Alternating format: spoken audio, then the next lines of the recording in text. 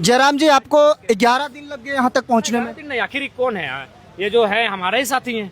तो ये लोग जब काम कर रहे थे तो इसलिए हम अपना क्षेत्र में, चूंकि हमारा एक संवैधानिक पद भी है और रोज लगभग सैकड़ों समस्याएं हमारे पास आती हैं, कभी जमीन विवाद की, तो कभी किसी का काम रुका है, कभी थाना का, कभी ब्लॉक का, कभी जिला स्तरीय, और हमारा 2 जिला आता है, कोई ना कोई मीटिंग दूसरा तीसरा दिन होता है, कभी योजनाओं का मीटिंग होता है, कभी डीएमएफटी पे चर्चा होती है, कभी कृषि पे चर्चा होती है। तो हम एक संवैधानिक पद पर भी हैं और ओवरऑल हम देख रहे हैं कि यहाँ सब ठीक ठाक हो ही रहा है। और हमने ये ठाना था कि जब सेशन चलेगा, चूंकि रांची से धनबाद की दूरी है, हम आते फिर जाते, इसलिए हमने कहा जब सेशन चलेगा 6-7 दिन वहीं रहेंगे और दिन में हम सेशन में रहेंगे और शाम को आंदोलन में रहेंगे। छात्र आंदोलन की आप उपज हैं, आपसे बेहतर कोई इसकी पीड़ा नहीं समझ सकती। अब तक सरकार दरकिनार कर रही है, अब तक वार्ता नहीं कर रही है।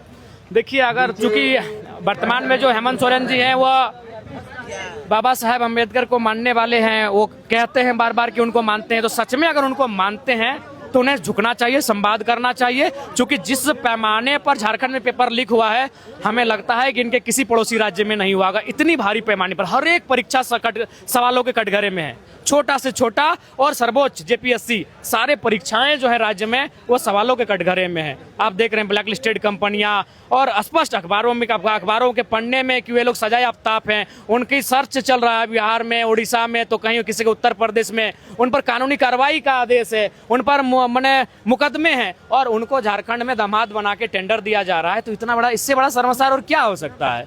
तो इसीलिए ये बहुत ही चिंतनशील है। और बिल्कुल मैं तो मुख्यमंत्री जी को आपके माध्यम से, लोकतंत्र के चौथे स्तंभ के माध्यम से भी कहूंगा और विधानसभा के अंदर कहूंगा कि ये परिपाटी ठीक नहीं है। इस परिपाटी को बदलिए और बेहतर लोगों को जेपीएससी के टीम में लाइए, उनके चेयरमैन बनाइए, सदस्य बनाइए, जिनमें अगर मुख्यमंत्री भी उन पर दबाव बनाए कि इसका काम करना है तो इस्तीफा दे दे, लेकिन मुख्यमंत्री के दबाव को ना माने, ऐसे व्यक्ति का चयन करें। अगर सरकार इसी तरह चुप्पी रही तो क्या आपको लगता है कि सरकार को सत्ता से भी कीमत चुकानी पड़ सकती है? बिल्कुल कीमत चुकानी पड़ेगी, चूंकि आज जिस प्रकार से अब देश में एक आक्रोश देखने को मिल रहा है, प्रधानमंत्री जी को लाइव आना पड़ रहा है, रील्स बनाना पड़ रहा है, तो इससे स्पष्ट संदेश है कि आप अब हुक्मरान इस अभिमान में तो ना रहें कि हम समीकरण से जीत जाएंगे। चूंकि समीकरण होता है, देश का समीकरण हिंदुज्म पर है और राज्य का समीकरण जो है मुख्यमंत्री के पक्ष में ट्राइबल्स इत्यादि का है। लेकिन अब वो लोग भी नकार चुके हैं कि हमारे लिए अब समीकरण इंपॉर्टेंट नहीं है,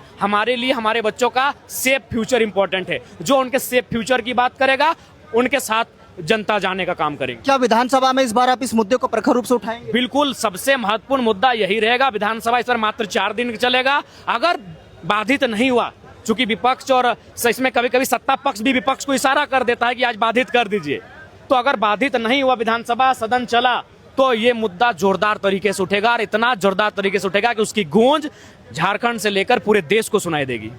अभी सरकार जिस तरीके से 9 दिन हो गया है डेलीगेट्स को अब तक नहीं भेजी, कहीं ये तो नहीं कि दिल्ली के प्रोटेस्ट की तरह सरकार यहाँ भी उसी स्ट्रेटेजी को अपना रही है? हमें समझ में नहीं आ रहा है कि ये इतना असंवेदनशील कैसे, संवेदनहीन कैसे हैं सरकारें।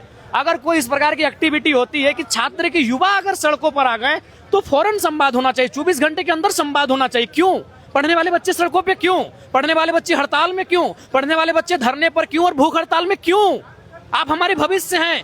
तो ये मुख्यमंत्री को तत्परता होनी चाहिए कि अगर छात्र सड़कों पर आ जाए, संवाद 24 घंटे में होना चाहिए। लेकिन अगर संवाद नहीं हो पा रहा है, इसका मतलब मुख्यमंत्री जान रहे हैं कि अगर जब जांच होगी और उस जांच की आंच में उनके लोग आएंगे। कुछ राजनीतिक विश्लेषकों का कहना है कि हेमंत जी की नीयत में खोट नहीं है, बस कुछ चालबाज लोगों ने उन्हें उलझा दिया। तो चालबाज लोगों को हटाइए, एक बार का मामला नहीं है, हर बार वही होता है। तो चालबाज लोगों को हटाइए, उन पर कार्रवाई करिए। कैसे आप पे यकीन करेंगे? आप कहते हैं चालबाज लोगों ने उलझा दिया है और आप अपने महासचिव की पत्नी को सदस्य बनाते हैं। आपके आने से छात्रों का उत्साह आक्रोश दोनों और बढ़ा है। कहीं ना कहीं जो विधानसभा घेराव की बात हो रही थी वो आगे होगी या नहीं होगी? बिल्कुल होगी। विधानसभा घेराव की बात हो रही है, वो होगी, बिल्कुल होगी। बहुत बहुत धन्यवाद। हमारे बीच उपस्थित थे जयराम महतो जी, जो टाइगर के रूप में जाने जाते हैं झारखंड की राजनीति में, और ये छात्र आंदोलन के उपज है। इनका इस आंदोलन में पहुंचना कहीं ना कहीं छात्रों के उत्साह को 10 गुना बढ़ाएगा और सरकार को जितना जल्द हो सके वार्ता करनी चाहिए, नहीं तो पूरे राज्य भर से छात्र यहां पर पहुंचेंगे और राजधानी की अगर व्यवस्था बिगड़ती है तो उसकी जवाबदेही स्वयं राज्य के सत्ता पर बैठे सत्ताधीशों का होगा।